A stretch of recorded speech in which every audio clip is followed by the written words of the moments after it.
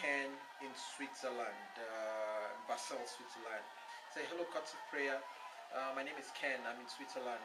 I work for a travel agency, and I run three of the offices: one in Basel and one in Zurich, and the other is a mobile office that I travel around the country with.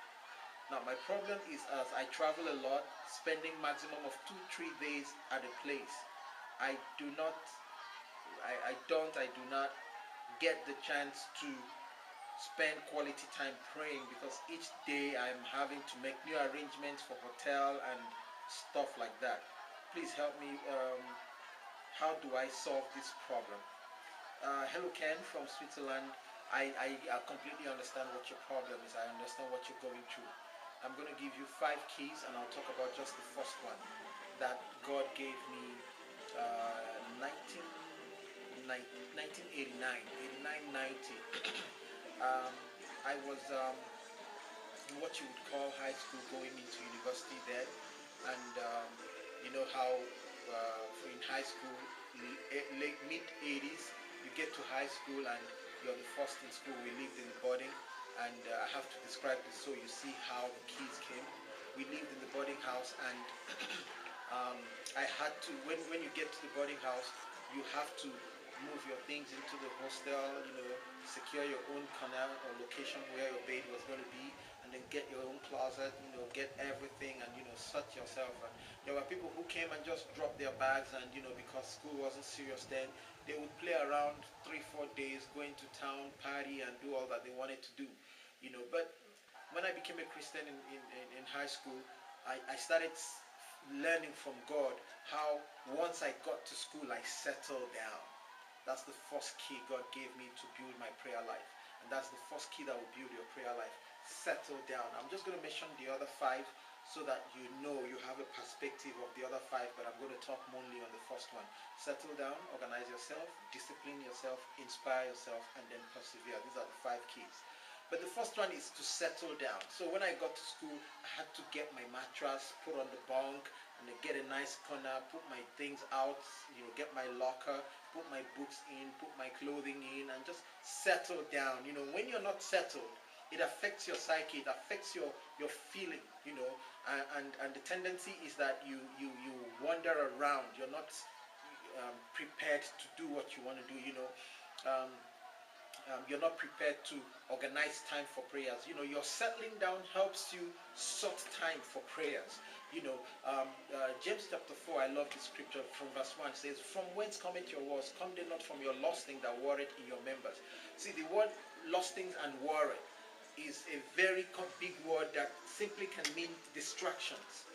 When you get into the closet of God and you want to spend quality time praying, there are distractions that you face. Those distractions, you can deal with 60-70% of them when you organize yourself, when you sort yourself out. If you notice, like in one of the teachings I said, make a list of the things that distract you when you're in your prayer closet.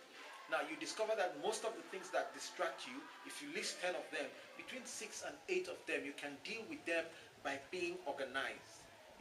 When you're praying, here's something that happened to me a lot when I started learning how to pray. When I started learning how to pray, I did not know that the spirit of prayer is attached to the spirit of righteousness and the spirit of cleanliness. So, when I started praying, I would get distracted by physically wanting to clean the house at that time. Believe me. And I'm sure a lot of you would have experienced this. As you're praying, you will now see a piece of paper on the floor. It's always been there, but that's the day you think of picking it up. And once you get engaged in one, you get engaged in the other. You make the bed, you put the shoe away. All of a sudden, the whole house looks dirty to you. That's because the spirit of prayer is associated with the spirit of cleanliness, the spirit of revival, the spirit of righteousness.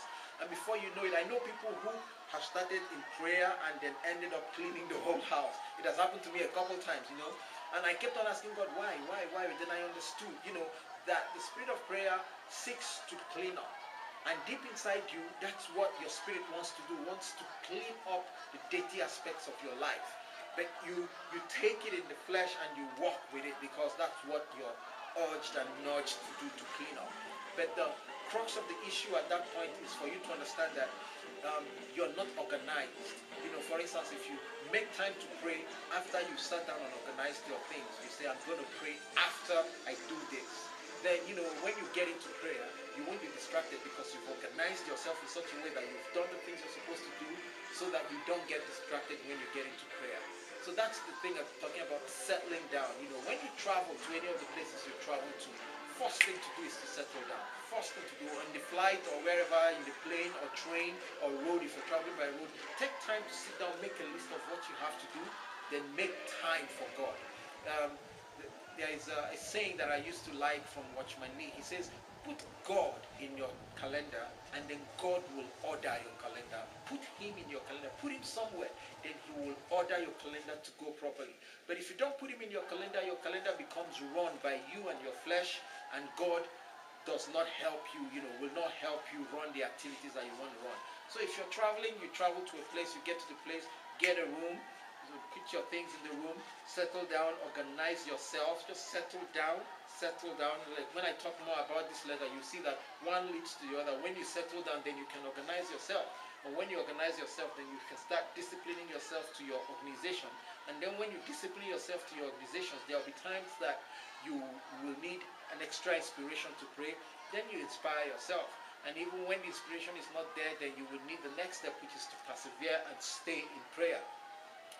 So back to the first point I was making, that you need to settle down. Just settle down. Take that first step first. Just settle down. You get to a place, you settle down. There's another scripture I'm going to give you in Luke chapter 21 verse 19. It says, in your patience possess ye your souls. I can translate it to mean this, that in your settling down, gain control of your soul and your spirit. You will not hold that control if you don't settle down. There's another scripture again in Ecclesiastes chapter 10. I think it's verse 15, 16, and 17. It says that the labor of a fool wearies everybody because he does not know the way to the city. And what that tells me is that if you don't settle down and find where you're going, you will wander and take so much time. It will weary those who are praying with you and weary those who you are leading. If you're a man with a family, you can't lead your family because you have not settled down to find the way to the city.